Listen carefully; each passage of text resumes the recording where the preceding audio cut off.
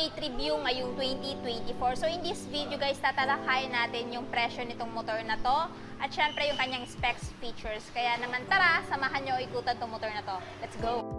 So bago muna ang lahat guys, umpisa muna natin sa kanyang technical specification. Of course, this motorcycle is powered by 149cc, 4-stroke, 2-valve, single overhead cam, air-cooled. At ito ay may lakas na 9.13 kilowatts at 8,000 RPM and max torque of 11.94 Nm at 6,500 RPM. So pagdating naman sa kanyang seat height guys, itong si Honda CRF 150L ay mayroong seat height na 863 mm at sa height ko na 5'5 guys.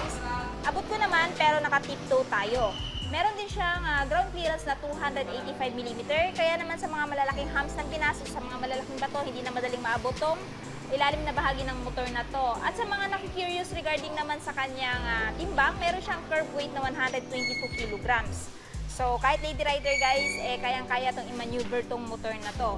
Pagdating naman sa kanyang fuel tank capacity, itong motor na to guys ay merong fuel tank capacity na 7.2 liters.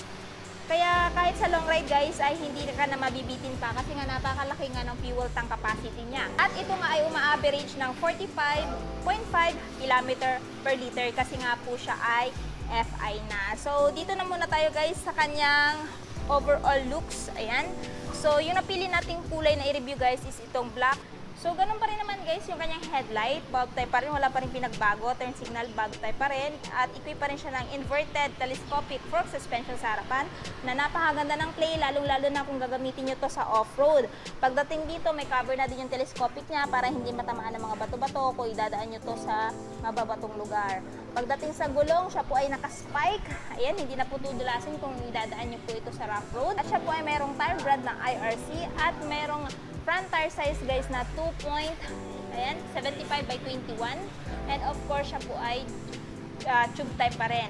Braking system sa front guys is single disc with dual path piston brake caliper. Pagdating naman dito sa side, ito po yung itsura ng side niya guys. Meron siyang decals dito na CRF. Ayan, napaka-aggressive po ng looks niya. Ayan, wala pa rin naman pinagbago. Hanggang dito yung kanyang sticker, no? Pero minimal lang dito, lining lang kumbaga. Tapos pagdating dito, ayan, may guard dito sa engine niya para hindi mapaso yung legs ng driver kung imamaneho niya tong motor na to. Kickstart, hindi pa rin naman tinanggal. Makakaasa kang magagamit mo yan pag maubusan ka ng baterya. Tapos, ito yung brake pedal, apaka ng driver. Tapos yung foot peg ng angkas, ayan. And ang nagustuhan ko dito sa motor na to guys, is naka-fully digital instrument panel na din siya. So, lahat po ng information na kakailanganin mo sa motor na to, andito na, like speedometer. Trip A, fuel gauge. Ayan, makikita mo dyan kung empty ka na. Tapos may isang button dito guys, like trip B, total. Ayan, yun nga lang, wala pa siya nung time. Tapos nandito yung lights indicator niya, like high beam, low beam. Ayan. Tapos yung kanyang turn signal indicator.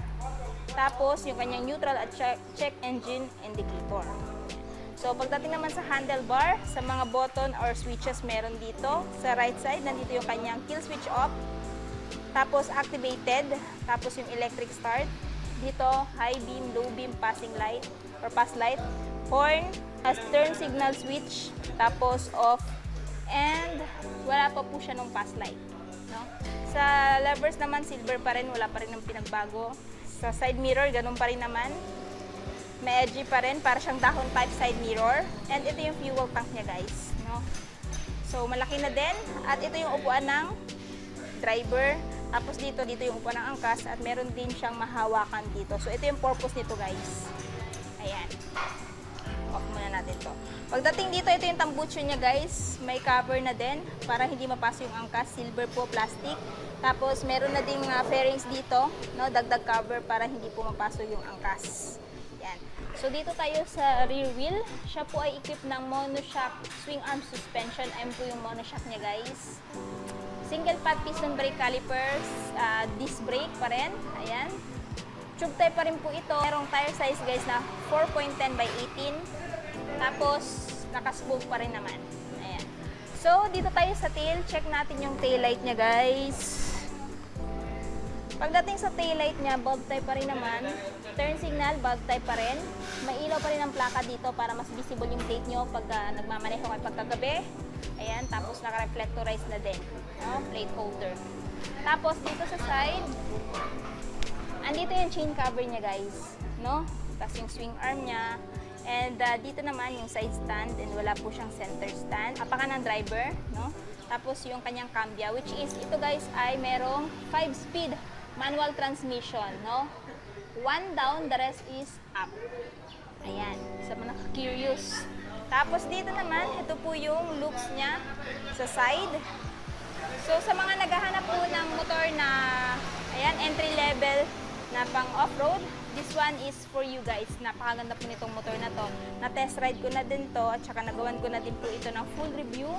No, i-check nyo na lang din po sa aking YouTube channel. So ngayon naman, kung interested po kayo dito sa ating na-review na si Honda CRF 150L, meron po siyang updated price dito sa Motor Trade na, ayan, 153,100 kung spot cash nyo pong bibilhin. Pero kung gusto niyo ng hulugan, yung kanyang down payment guys is 17,110 at monthly sa 3 years na 6,669 at syempre meron din pong rebates na 200. So ayan, for sa mga nagtatanong naman, ano ba yung mga requirements kung mag-a-avail ng motor dito kay Motor Trade or kung ano yung requirements kung kukunin niyo po ito ng hulugan. So guys, valid ID, tapos yung proof of income nyo lamang po pag sa trabahante. Pero kung business owner po kayo, kailangan nyo po ng barangay certification, ayan, at saka yung business permit. Pero kung spot cash naman po, valid ID lang. So ayan guys, I hope nagustuhan nyo po itong video na to. At syempre, kung nagustuhan nyo, please don't forget to like, subscribe, comment, share. Ride safe and God bless.